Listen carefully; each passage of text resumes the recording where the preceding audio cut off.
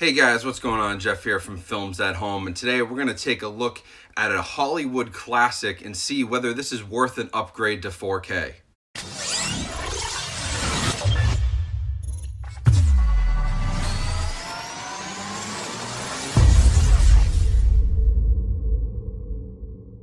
Hey everyone, thanks for coming back to the channel. In today's video, we're going to check out the 35th anniversary limited edition of E.T. on 4K Ultra HD Blu-ray. Now, I know this is a bit of an older release. It probably came out, I think, 2 years ago at this point.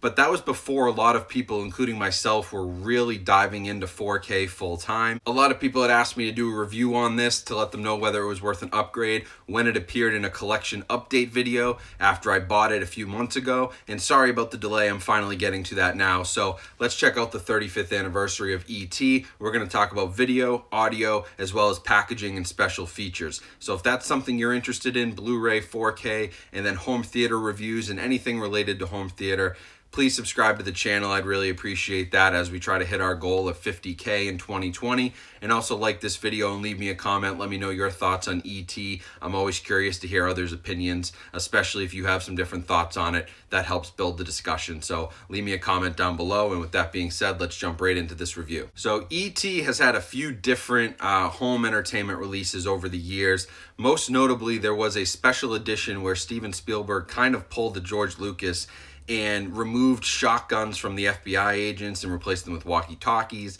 did some weird CGI with E.T. in the movie. And so thankfully we're not dealing with that here. We're getting the original theatrical release, and it has been fully restored from the original film elements. Now, being from 1982, this was shot on film, and so you are going to get film grain here. If you're a purist who likes digitally, really crisp movies and you don't like film grain, this may turn you off. But if you compare it to the Blu-ray, the film grain here is much neater. It's a much better presentation because of the added resolution. We're able to get a much sharper image than we could on the Blu-ray. And although the grain is noticeable, it's definitely less noticeable than it is in 1080p. Now, there are lots of moments in here which look great. HDR10 is on this release, and it's certainly helpful, especially during darker scenes at night, outdoors.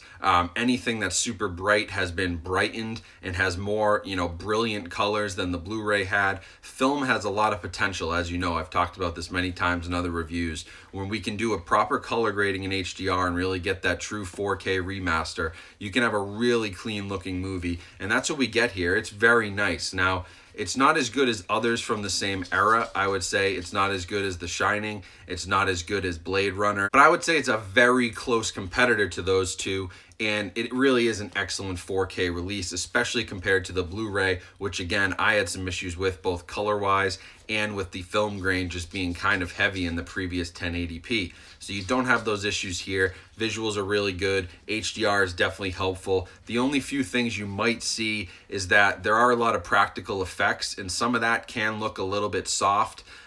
It was kind of masked a little bit better when the resolution was lower and things weren't as sharp, because when they get more detailed, obviously practical effects stand out more, and you can kind of tell, it removes a little bit of the realism from the movie. But honestly, you're watching a movie about an alien come down and hang out with a kid and his friends, and realism shouldn't be on your mind anyway. It is what it is. You realize this is a movie. You shouldn't have any issues with those practical effects, but it is something to note. Now for the audio, we've got a new DTS-X immersive audio track, which is really great. As you know, there are some awesome overhead moments and really surround heavy moments in this movie, but then there's also a lot of it that is dialogue driven. And the good thing is here that the dialogue is very clear. I had no issues with volume adjustments, and those few standout scenes, mostly towards the beginning and towards the end of the movie, are excellent. This is a great surround sound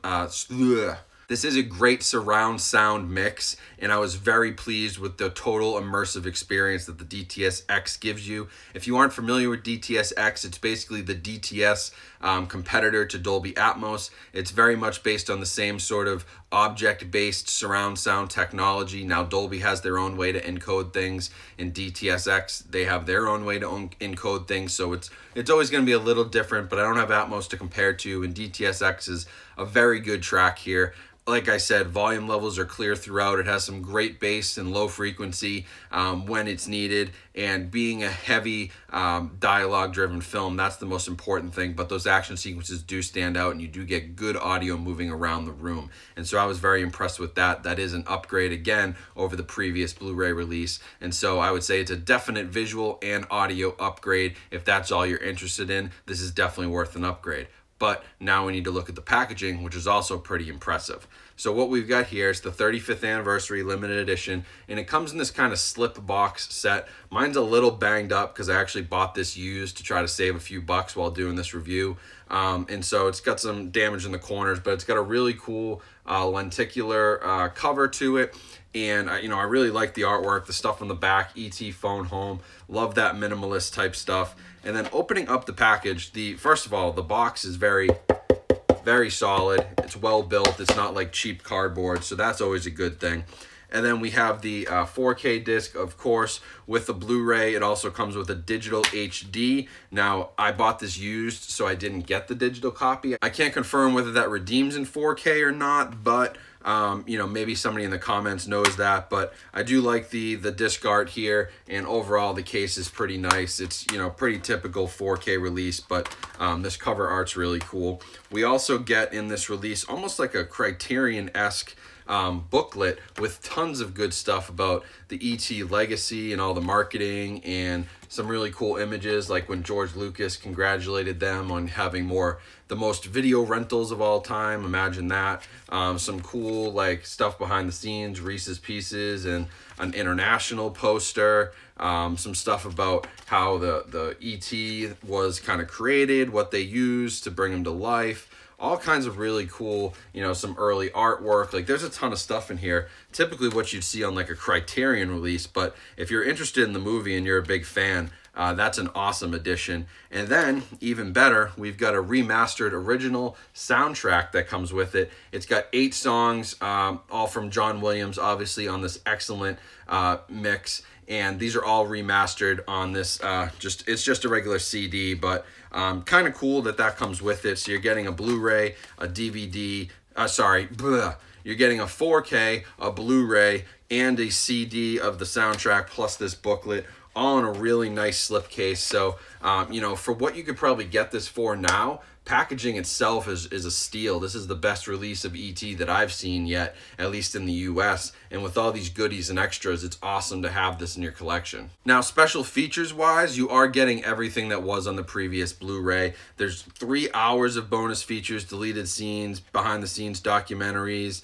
how they created E.T., a discussion with John Williams about the music, the 20th anniversary premiere footage, photographs, marketing, theatrical trailer. Unfortunately, no special features on the 4K disc. And so in terms of bonus features, you're getting what was kind of on the previous Blu-ray, which I think was a 30th anniversary release, which was also really nice. So they ported those over to the Blu-ray. It's also the same Blu-ray from that release as far as I've read online. But the real seller here is the awesome packaging, all the extras you get off the discs with the CD and the booklet, plus that excellent 4K audio and visual transfer. And so in my opinion, this is 100% worth an upgrade, especially at the price you can get it for now. E.T. is a classic movie. It was nominated for tons of awards. It still holds up to this day. I feel like it's something you could show kids in 10 years, 20 years, 30 years, and it'll still be relevant, I guess, unless, of course, aliens actually land and we go, oh, well, they're nothing like this.